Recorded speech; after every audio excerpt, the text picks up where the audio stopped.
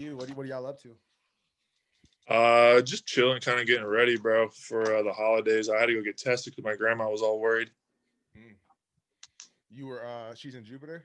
She's in Vero. She's like just north of us, so I had to go home, get like ready for that, like get tested and all that. So What was the Venus thing? Was that today with Josh? yeah, that's it. We're working out with her today. She's dope. She's kind of like became someone like who we just kind of became friends with here.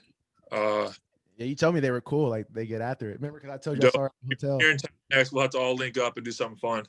Yeah, no, for sure. That's hard. This nigga Yeah. fucking chilling with the Williams sisters. But bet. All right.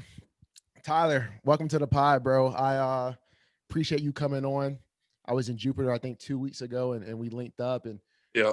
getting some background on you and catching up with you post Bachelorette and really just post Wake Forest, right? I didn't see you since 2018. We had our Chubb Foundation summer camp.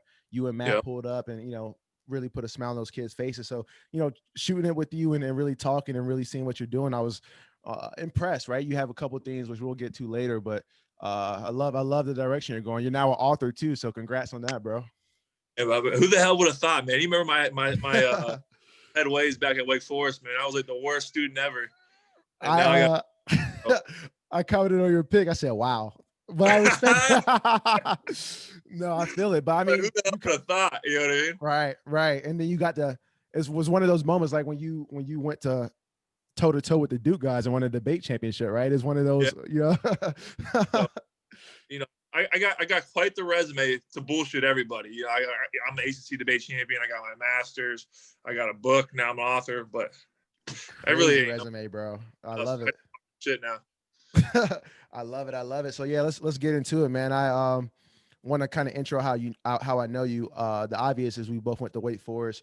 Football players. I don't know if those 2 or 3 years we were on a team together. The red shirting really like messes my brain up as far as like how I overlap with guys. But knew you for 2 to 3 years. The quarterback from Jupiter, Florida, came and we had some great memories. But at the same time, it was one of those things that it was a journey for everybody, right? So Wake Forest changed my life, and in some sense, it probably could change your life too, right? And maybe not in the most picture perfect way or movie screen way, Hollywood way you would want, but it led you down other paths that got you to where you're at today. So just elaborate, like how'd you come to Wake Forest? Who was all looking at you in college and no doubt really got you to that path? Yeah, Wake Forest definitely changed my life, But how did I get there? I was actually committed to University of South Florida prior to going to Wake Forest. And then I was like going on these visits just because I wanted to go like eat the steak and lobster because I felt like I earned it, you know what I mean? For sure.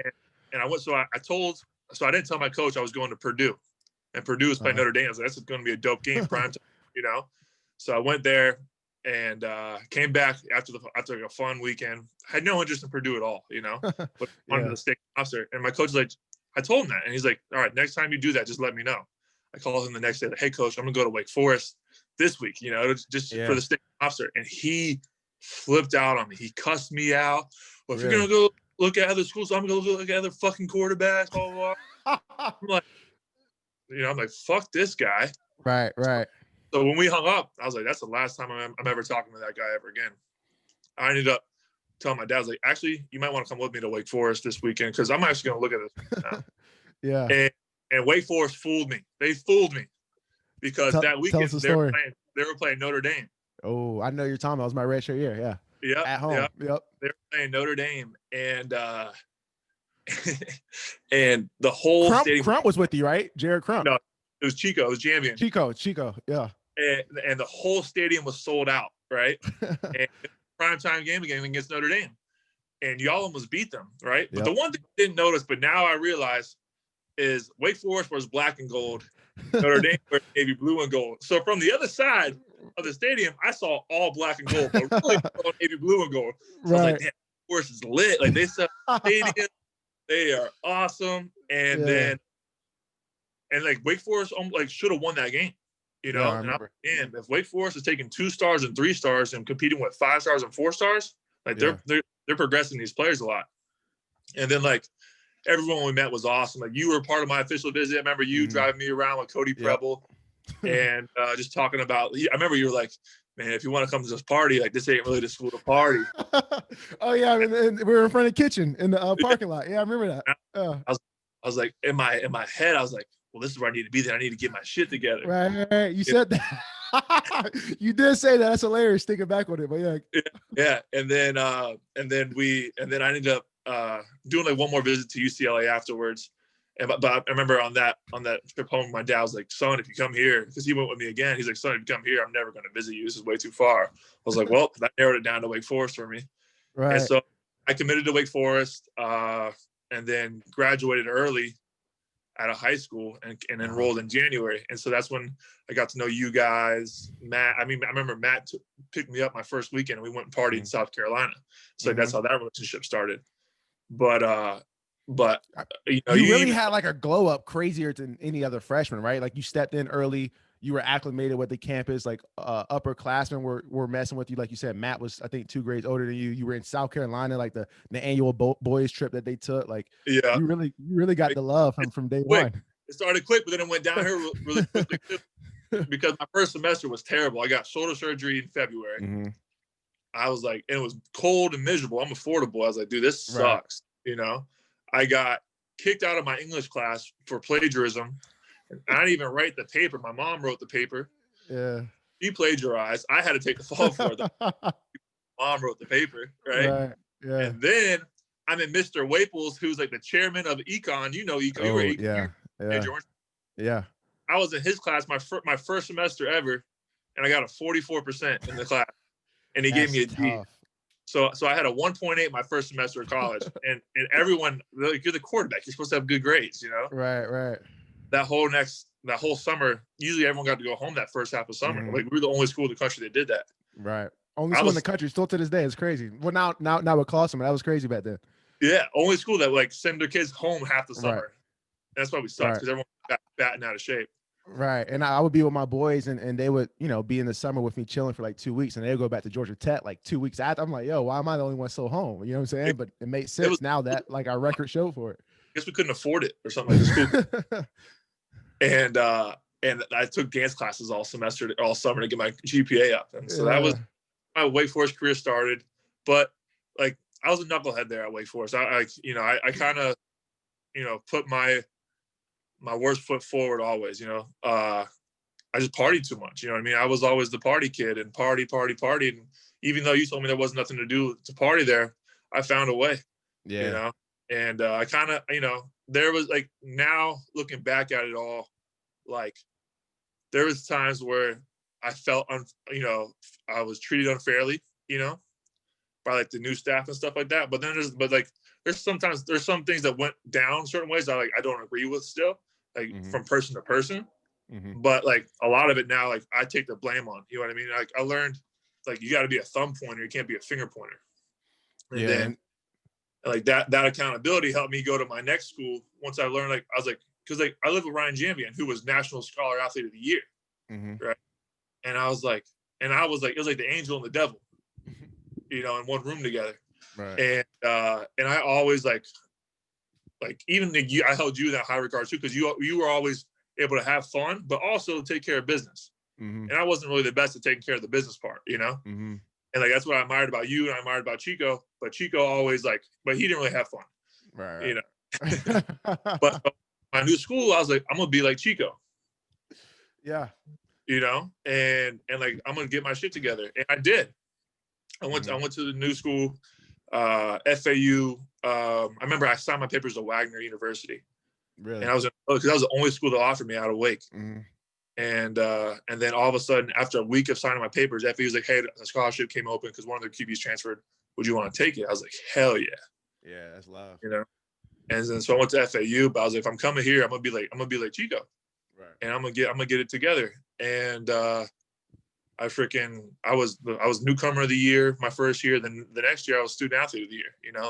Had a 3.5 GPA in the MBA program. Like I was on my stuff, Yeah. So I mean, Wake Forest definitely like molded me and taught me like how to be a student, how to have discipline. Like there's things from Clawson that I still like use. You speak of Deacon time on the podcast, and to this day I still I Deacon still time. believe. I'm 15 minutes early. Even in the league, I was 15 minutes early to team meetings, and people would laugh at me. But it's like programmed. I heard you say that. I'm glad you brought that up.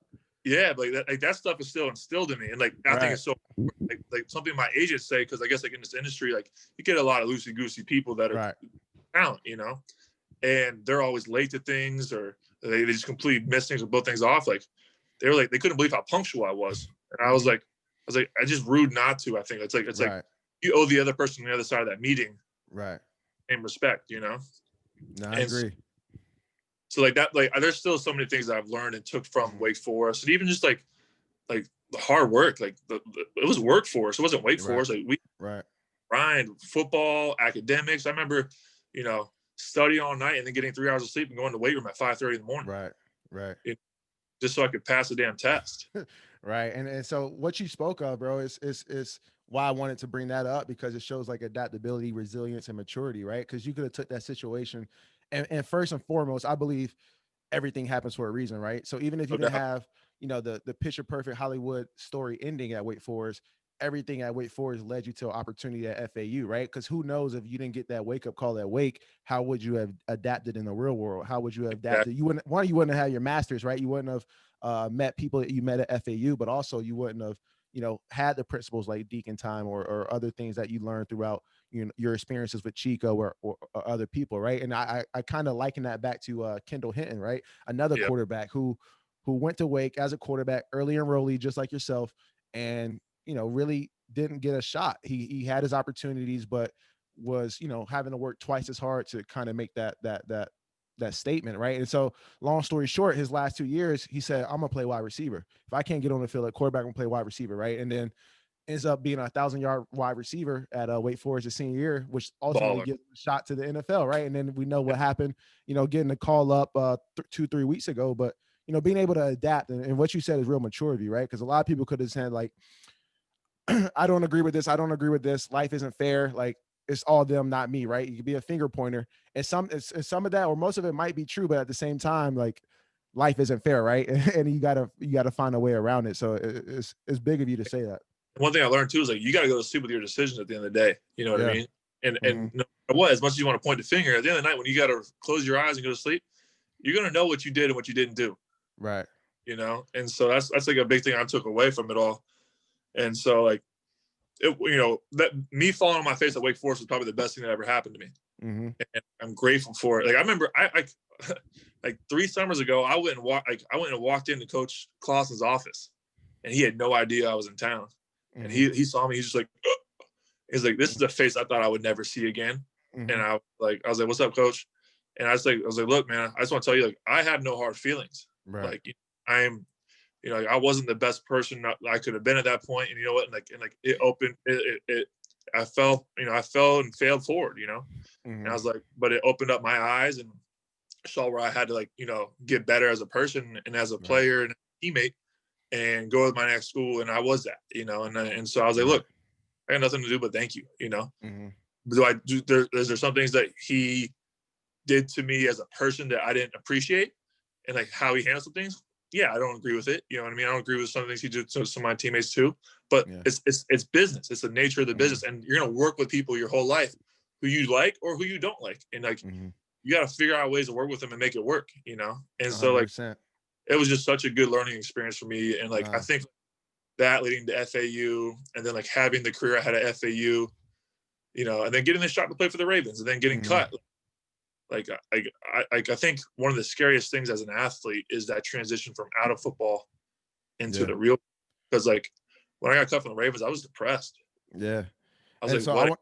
I want to talk about that real quick, because what you said about Clausen is huge, right? You being able to go back and realize like, hey, like, things might have not gone, might not have seen eye to eye on a lot of things, but at the same time, me falling on my face, me failing for it was the biggest boost for me in my life. I can say the same thing, and I tell people all the time when I do podcasts, my ACL injury, right? I tore my ACL, never been hurt in my life. I never missed a game at Wake Forest, and now I'm sidelined for 12 months, can't move, can't run, can't jump, can't be Brandon and use his physical, prowess, right? And so it was really depressing. It was really something that I thought, football was over for me. And I saw the light at the end of the tunnel.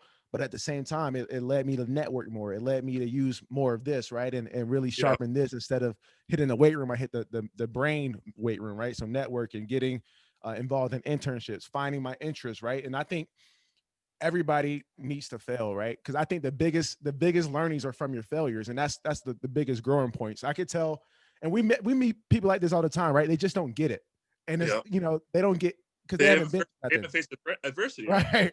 So they haven't got it right because they just never faced adversity. They never had to come out the mud on the other side clean And and like dust themselves off. that was also like the network of kids we went to school with. You Yeah, know, exactly. like they're fed off the silver spoon, like they like from the get go, and like so we face adversity, and like I think that's why like athletes learn so much, and but like that transition is so big though, like Mm-hmm. because we identify as just like I remember football, all I did was identify as an athlete and TC the party kid, you know what I mean? Right. That was it, so once that was gone, I was like, what am I? What is Yeah. life? And I was Yeah. depressed, bro. I was old for like a year. I was a Mm-hmm. bad boyfriend. I was just terrible. Like I would train every day to try and go get ready for the spring league, but I wasn't in it. I wasn't Mm-hmm. motivated. Yeah.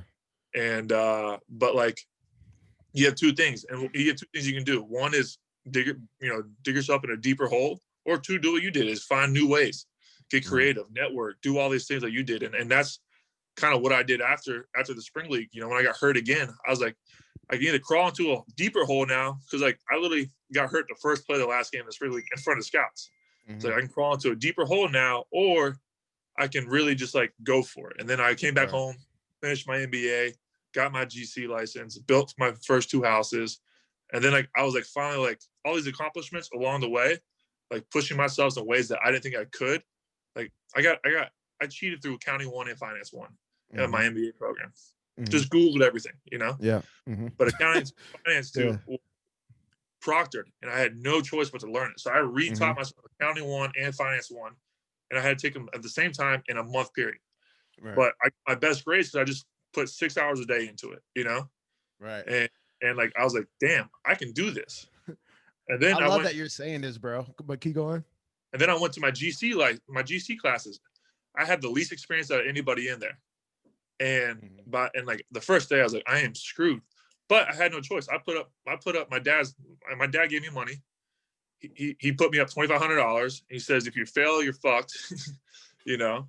And I had no choice, and I had to like grind it out. And by the end of it, I had the best grades in the class. That's awesome. And Yeah. and I was like, all that stuff was like gave me the confidence that I can do anything if I really just put my mind into it, my head forward, and go for it. One foot in front of the other is basically what I tell myself. Just do one good thing after another, and you'll get to where you need to go. And like all that stuff led up to being on The Bachelor, and like I was finally like really proud of who I was and confident in who I was. And Right. so like when I went onto that show, I was in such a good headspace Yeah. that like I didn't care about what other people were doing, what other guys were doing, Right. because I knew what I had to offer and where I stood Yeah. and what I believe and like what I am. That's awesome, bro. I love to hear that because I try to preach that, but for it to come from somebody like you, right, with a different kind of path, but the same journey, right, and get into where you're at today, knowing that that is applicable. Because a lot of people, it takes faith too to believe that, right? So you got to know that this isn't instant gratification, which a lot of our younger generation they expect results right away, but it's Yep. something that you just got to. It's like trust the process. How Philly says it, like you just got to trust it, right, and just step by step, put one foot before in front of the other, and you'll eventually get there if you just do the right things, control what you can control, and just know that everything happens for a reason. So it's beautiful to hear you say that. I'm glad you and Clausen had that conversation because two guys that I respect a lot, you and Clausen, and being able to mend that gap. And me as a captain, I was in a leadership position where it was not just focus on several guys or focus on this group of people. I had to care for the whole team in a sense, right? I had to be able to talk to the punter the same way I talked to the quarterback, the same way I had to talk to the right Yep. guard. And that's not something you get in the locker room, right? Because we're usually segregated by position or jersey number, which usually correlates with your position. So being able to Or shower stall. yeah, exactly. So being able to do that is beautiful, and I love to hear that. And also just going back to 5 minutes ago when you brought up, I forgot about that. It's crazy that you remember that. You came on your official visit. Cody Preble hyped you up like, yo, this is my boy from Jupiter. He's the man, blah, blah, blah. And I was like, yeah, I mean, you asked the question, you're in the back seat. You're like, yeah, so how's the school? I was like, yeah, I mean, it's frat parties. It's not really a big party school as far as like the scene of bars and nightlife. And you're like, that's okay. I'm trying to, focus on my studies. I looked at Cody. I remember to this day, I looked at Cody. I was like, yo, who is this man? He's whack. But nah, not in a malicious way. It was just funny. I was probably, under the influence or something on that. So it was funny. It was a funny moment that you remember that. I forgot all about that until today. Yeah. But going to post Ravens, right? So you go to the Ravens or post FAU, you go to the Ravens, get hurt, do the spring league, get hurt again, and that's when you're realizing like football might be the end, right? I need to work on post career, and so you get the NBA, you get the license, and what is in between that and the Bachelorette? So that's probably, I'm getting my license. Like I get my GC license. I'm kind of, it's honestly like 6 months. You know what I mean? Probably from like that whole time span. And I'm getting my license. Like I just started building my first house. My dad gets sick, mm-hmm. And so I mean I went. He's in the hospital. He was in a coma for like 10 days. He was in the hospital for like 25 days total. So he's there. Like I went from having 2 housing projects that I was building to 15. Wow. So it was like, holy smokes! I'm in there writing like, I'm just like doing everything I can to keep his business rolling, and while down and out, mm-hmm. And thank God he was able to come back and kind of get healthy, and the show presented itself as an opportunity. And I was in such a good headspace. I was so confident in myself because of all those little achievements that I was able to do and push myself, and so I went to go. The show came up. They told me on Valentine's Day, I remember, that mm-hmm. you're going to be, you've been accepted onto the show. And I was like, this is awesome, but I also remembered like, I was actually modeling that day for Cartier. I was actually like a bellhop boy outside of a, I remember that. I saw it on the story. Yeah. And I was like, just modeling too. And so everything was kind of lining up for me, like career outside of like before the show, you know what I mean? I was finding a way, And then, but I really had like a hard time going on the show because like my dad, I was like, I'm not going to leave this man like this. He can barely run his own company. He can barely walk to the street, mm-hmm. And, but he pushed me. He's like, he said, there's for some reason in life, there's things that happen, there's things that come up and you just got to go for it, and he pushed me. My mom's like, I'll take care of your pa. So I got him, and her reassurance and his reassurance was like, all right, I'll go. But I still felt like guilty when I was gone, because now you have no phone, you have nothing to like check back on, communicate. And were your brothers in school at this point, or were they still at home too? They're in school. They're in school. My one brother's in I think he just started college, or And so I'm like, what is so I go, and I'm like, I don't know if I want to be here, And then I meet the girl, Hannah. We hit it off. I was like, okay, this is where I belong. And and then from there it was on, and it's just like, it was great. It was fun. It was good chemistry, and it all just kind of worked out. And then, then just craziness and ensued afterwards. Right. And so, like I said, everything happens for a reason. So you got on the show, and you mentioned this earlier, right? You learned more about yourself in between that time period. So now you had confidence in TC, like, and you really didn't care about the opinions of others or what other people were doing or trying to compare yourself. So you can see that throughout your performance on the show, right? And it's more of TC who embraces the room, but doesn't try to, hog it or what insecurity kind of does for people, right? Exactly. They try to take over the room, and you didn't do that. I can see the other guys, like their insecurities of other relationships. I can just see them in their head, just like freaking out. I was like, oh, he's going to implode. He's going to implode. You just saw it happen. Right. Like, on myself, this is a horse race. Right. Yeah. And like, you ever see the horse races, they got blinders on. So all they can do is run them. I was like, that's how you got to run this race. Because I'm not gonna lie, like, there was nights where I would look the other way and like see like the other relationships, and I'd get insecure about it. I would see her the next day. I'm like, what am I tripping for? Yeah. And like, so it was a lot of self-growth in that, and teaching myself about that, and it was good because like I learned a lot about vulnerability and like being able to open up, because all you can do is talk on the show. There's nothing else to do. So I got much better with communicating and having those conversations. So it was amazing for me, No, that's awesome. And so after that show, you literally became America's sweetheart. And so just from this podcast, right, we highlight people in their individual careers, just from their different journeys, perspectives, and kind of put it in a highlight sense. Like if you think of a home run or a highlight reel from high school, and so highlighting your business, right? Because now you're America's sweetheart, and there's monetization opportunities, right? And Yeah. each bachelor or bachelorette contestant that becomes famous from the show usually has something that they parlay into, right? Whether it's merch, whether it's, meet and greet signings. I know COVID, you couldn't really do a meet and greet, but uh, now you have merch, right? You have a book, you're an author, you have a YouTube channel. Talk about that and just kind of the thought process and what was there for you going through that. Because I mean, you Yeah. gained 2 million followers overnight. Maybe not 2 million, gained like 1.5 million overnight. It was crazy. No, I mean it was nuts, and like I never expected it to be as big as it was. I honestly thought I was gonna like go on this show and just do it and go back to Florida and just live like do like a normal life. Like, I didn't think it was gonna be as big as it is, and it just presented so many opportunities. And and really there's no one to thank more than like the fans of the show. Like Right. their support is the reason why I'm here and doing things that I can do and try and make things bigger than they are. Without like their support, it's nothing. And that's why like anytime someone wants a photo or wants to say hi, like I do it because like I remember when I was a little kid, there was this guy named Brad Fulmer. I talked about him a few times. He was the first baseman for the Expos, and during spring training here in Jupiter, he'd flip me a baseball at the end of the inning. And to me, that was the coolest thing ever. And he wasn't that big of a star, but to me, he was my favorite player there was. And so it's like I know what that little 10 seconds of like like a little 10-second gesture could do for someone and like make their day. And so like I'm grateful and thankful for where I am because without the people around me, like the Right. support of everyone that follows me and cheers me on, I would have nothing. But it's presented a lot of opportunities. I remember when I first got out, I had no money. I was broke as hell. I was living in New York. Me and Matt were I was living on Matt's beanbag in New York City. I've been to the room. I know how tiny it is. Yeah. It was terrible.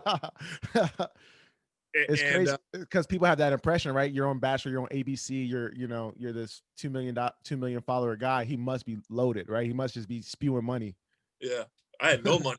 I Yeah. was, oh, hey pops, I need a few extra $100. I gotta take this girl out to dinner. Yeah. I Yeah. had nothing. And so like like all these deals start coming my way. I'm taking everything because I don't know. And Yeah. people are like, you sell out, you're a sellout. I was like, you want to see my bank account? Hell yeah. Yeah. But then I learned, I was like, okay, I gotta chill out. You know what I mean? There's a Yeah. right way to do it and a wrong way to do it. Mhm. And then I started really just working with people who I care about, like the brands that I agree with and like things that I'm into. Mhm. And then but also like I think something I battled too was like, yeah, like it's easy to work with these brands, you know what I mean? But how do you make your own brand? What like, Mhm. and for me that was scary. I was like, because like That's entrepreneurship, bro. I love how you said it's scary because that's the truth behind it. It's not cute and pretty like people think. no, it isn't. And like I have so much to learn in that world. And like even just like the simple thing of merch, right? Like Mhm. I was so nervous to drop merch because like I was like, who's really gonna buy? Like who really cares that Mhm. much about me or about like because like one thing I've learned too in this world is like you get a lot of negativity thrown at you, but you get a zillion times more positivity thrown at you. But we always remember the negativity and we Yeah. look at the negativity. That's just like the nature of a human being. Yeah. Like when you're a kid, what do you remember? You remember the times you were hurt, you know what I mean? Mhm. The times that you broke your leg or did this or did that. You don't really remember getting ice cream with your mom and dad, Right. Right. you know? That's a And good so it's point. like those things are glaring and stick out to you. And so like you subconsciously don't like do the things that you want to do because you're worried about what people are saying. So like I was like nervous about this merch thing. I was like, this shit ain't gonna sell. And then I hit Mhm. my quota in 2 days. Right. Holy smokes. And I was like, after that happened, like this, like I was like, I believe I can do anything. You know what I mean? Like, and like, Right. but it's just because like it was authentic. It was me being me, and like the people are loving that because I'm being true to them. You know what I mean? And like that's what Mhm. I learned to do is like when I got off the show, I was so nervous to like break that America's sweetheart mold. Yeah. And but like that put me in a box. Mhm. Hated it. You know what I mean? Mhm. And like I made some mistakes. I've screwed up here and there and like said so what, things. what helped you break out of that? Because I know that's probably like you're in your head. You're like, I'm America's sweetheart. This is how people picture me. If I'm gonna be famous, if I'm gonna be keeping this momentum, I probably got to stay in this box. So what kind of flipped the switch and was just like, I can't, because I kind of saw it in your Instagram and how you will post. You flipped the switch, right? You got to not raunchy, but you got back to Tyler, who is just being just being goofy, right? And just because like that shit to me like was like, one, it was unfulfilling, two, it was too stressful, and three, it wasn't me, you know. Yeah. And like what I learned is like, do I want to live a lie and like try and be like this perfect human being, which I'm not, or do I want to really just, you know, like be myself? And people are going to unfollow me, people are going to talk shit, like I see it all the time, you know what I mean? And like, but what I learned is that that's one less person who really knows me, you know what I mean? And I can care less about them, you know what I mean? And the people that stick with me now are getting the real me, and whether you like it or you don't, that's what you're going to get from now on, you know. And to me, it just made me feel so much more mentally healthy and true and real, and like excited because now I don't care no more. I just let it rip, you know what I mean? I bet you had so much more energy too, just because of the mental capacity you have to keep just to keep up a kind of image, right? And now you can just let that go, and you just have so much more mental capacity to do other things. Exactly.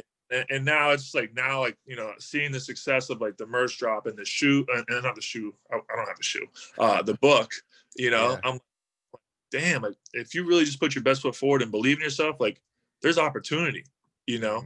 And it kind of, it's just circling back to what before is like, just believe in yourself, you know. And so like I'm stoked, I'm excited. Like there's a lot of really cool things we're working on and trying to get going, because and now the mentality I got is it's just time to go, and it's time to make it happen. Fun, and like the most important is like just have fun doing it. Right. And so I saying have fun doing that. I saw that during and the whole world saw it during the quarantine house, right? And you guys being able to have like literally like your own reality show of you living in your house in Jupiter with a bunch of your people, and just, you know, living life and staying safe together, but also having fun, giving the fans content, being able to relate and really connect and engage. And you parlayed that into a YouTube channel, right? Because then, so I saw what I'm saying this to say, I saw you experimenting with a lot of different things, seeing what hits, what doesn't, and really, you know, like an entrepreneur, you're really just finding out your lane and what works, what doesn't, how can you make this better, how can you, you know, add on to that. So and like you know this, like the best thing you're going to sell is the thing you believe in the most, you know what I mean? Right. And like what this quarantine taught me, like I just got, like, this quarantine was good for me because like before it, like I was out partying and doing all like the crazy stuff, and like in the crazy like you know, groups and circles and links and all that. And I remember like at the Super Bowl, I almost cried at the Super Bowl this year. Because I was watching, like the Super Bowl ended, the Chiefs won, I was there, and I was like, damn, that's supposed to be me. You know, I'm supposed to be down there right now. Like, I believe that I was good enough to be down there. And then what got me thinking is like, I better get my shit together on my end now, or else I'm gonna fall back into what I did at Wake Forest. And it was just like a really, like, it was just like, it kind of opened me back, like opened my eyes again, you know what I mean? It got me thinking again. And then, you know, everything happened this past year, and it was really a growth year. And I got back to like my normal, my people, you know what I mean? Like, which was been great about this quarantine is I'm around like your the people up with and my roots, and came, you know, and kind of got my mind back, you know, normal and thinking the way I'm supposed to be thinking.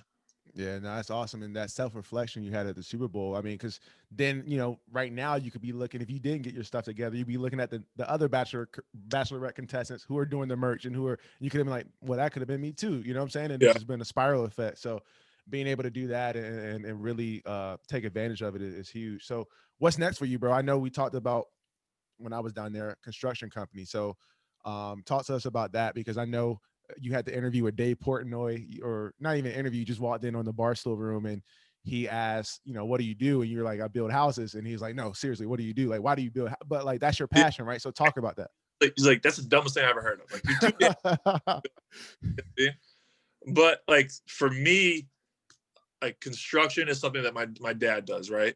And it's something that he's prideful about. He loves and takes pride in, and like, and I grew up on the jobs with him, learning from him, and like he always gave me the shittiest job. Like I always had to broom the freaking floors and do all the crappy stuff, that pick up the trash that no one wants to do. But I was always watching everybody, learning, and like watching him conduct business, and I always admired the way he handled business, the way he treated his employees, the way he, Right.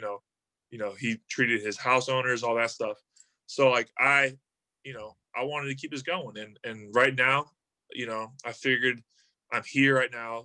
Who knows when like this quarantine or pandemic is gonna, come to an end, but the market's hot, right?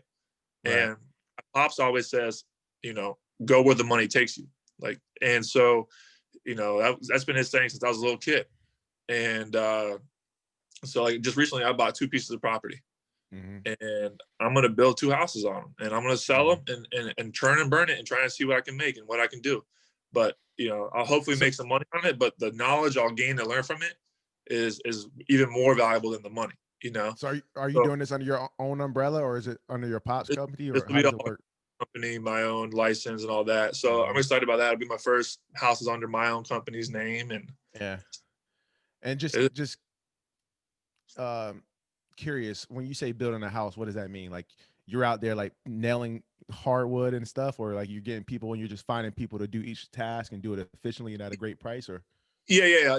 I try and find people that do the job well. You subcontract a lot of that out. gotcha. I'll be mixed when I have time. I'll be there.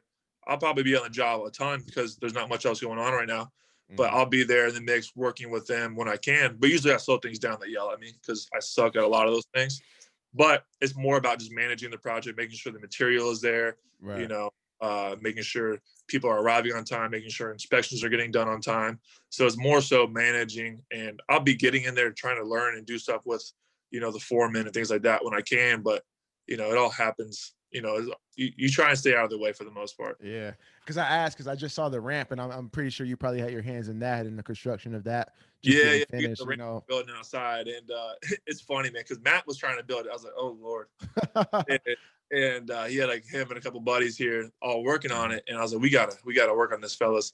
Yeah. And like, we were all battling, showing ideas and all that, but we it's finally done after like 5 days of it being split in half. So we'll probably get back on there later. Hopefully, I don't bust my ass too bad. No, that's awesome, bro. So I appreciate you coming on and sharing those experiences, right? Being vulnerable and really letting people know that um it's not all glitz and glamour, but at the same time you learn from your failures and you use that to propel yourself, because it's always something to say, I never did this and that, but you got to go through something, right? And got to go through adversity, got to pick yourself up. And I remember back in the day, I think it was AI or D Wade, he said fall down 7 times, get up 8, right? And so Right? like that's the same thing, right? You got to be able to get up. It doesn't matter if you fell down, is how you react when you're coming off the canvas. So I appreciate you hopping on, bro. I know it's been a different switch up. It's not about asking you who was your favorite, kiss and all that, Yeah, but coming on and talking Jesus. business and getting in your career. So I appreciate it, bro. Nah, bro, it was a pleasure having me on here, man. Thanks for having me on here.